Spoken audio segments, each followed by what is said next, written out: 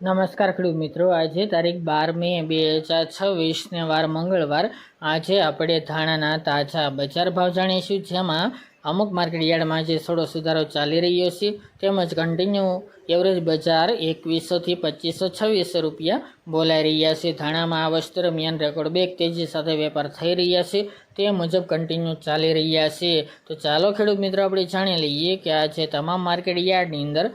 ધાણાના ભાવ શું ચાલી રહ્યા હતા.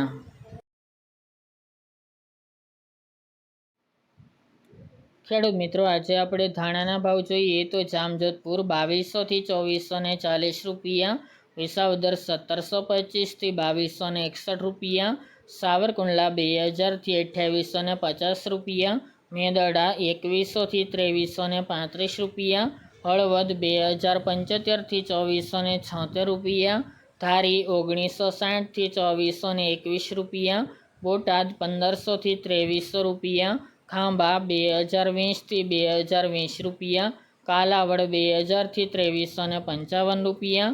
પોરબંદર 1750 થી 2380 રૂપિયા,